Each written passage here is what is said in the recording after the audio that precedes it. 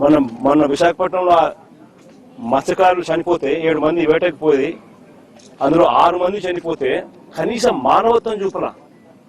ఒక మంత్రి పోలే కనీసం ఆ ఇళ్ళకాడికి వాళ్ళని కనీసం ఓదార్చడానికి. పోయింది జగన్ అక్కడికి. ఈ మనిషి ఎవరి మీద ప్రేమ లేదు. అసలు పేదవాడు అనే మనిషి, పేదవాడి మీద అసలు ప్రేమే లేదు ఈ మనిషికి. బీసీలను ఓట్ బ్యాంక్ కింద వాడుకుంటాడే తప్ప బీసీల మీద ఏమాత్రం ప్రేమ లేదు. నిజంగా బీసీల మీద ప్రేమ ఉంటే అక్కచెల్లెమ్మలకు 0 వడ్డీ పథకం. అందరికన్నా నష్టపోయేది బీసీలే, బీదోళ్లే. ఎలక్షన్ మేనిఫెస్టో ఒకసారి చూడండి. 0 వడ్డీని 3 లక్షలు కాదు 10 లక్షలకి పెంచి చేస్తానని చెప్పి 0 వడ్డీ ఇస్తానని చెప్పి మేనిఫెస్టోలో కనిపిస్తుంది. 2 ఏళ్ళు అయింది, 3వ సంవత్సరం. ఇంతకు ముందు ఇస్తా ఉన్న 0 వడ్డీ ఇప్పుడు కూడా రద్దు చేసినాడు. పొదుపు సంఘాల రుణాలు తగ్గిపోయినాయి.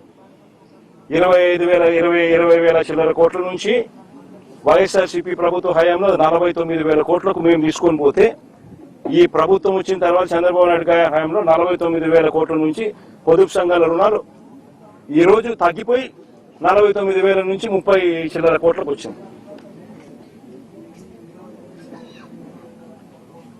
39,000 ఎంతో తగ్గిపోయి.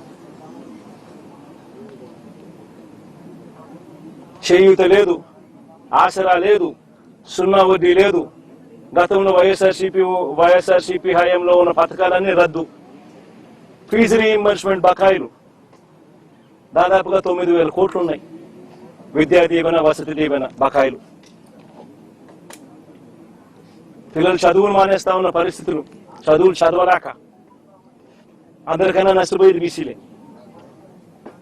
ఈయన బీసీల గురించి మాట్లాడేది. మత్స్యకారుల కోసం వైఎస్ఆర్సీపీ ప్రభుత్వ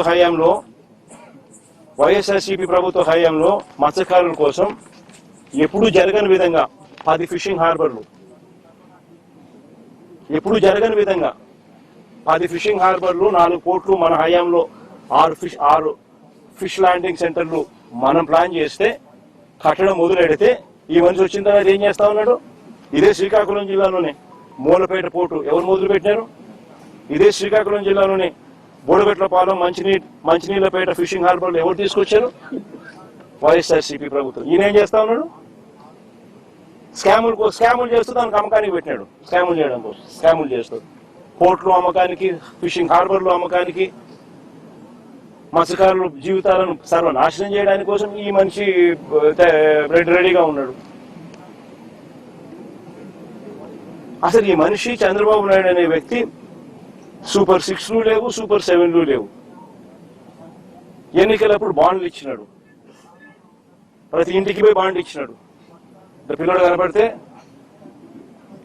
ఏమన్నాడు? నీకు 36,000, నీకు 36,000, నీకు 36,000. అమ్మ కనపడితే ఏమన్నాడు? నీకు 1,500 నెల, నీకు 1,500, నీకు 1,500, నీకు 1,500 అంటే 18,000, నీకు 18,000, నీకు 18,000, నీకు 18,000. మళ్ళీ 50 ఏళ్ళ ముసలి ఎవరు కనపడలేదు, విలేకరులు ఎవరు కనపడతాం? 50 ఏళ్ళలో 50 ఏళ్ళ ఎవరు కనపడితే ఏమంటాడు? నీకు 48,000, నీకు 48,000, నీకు 48,000. అందరికి బాండ్లు.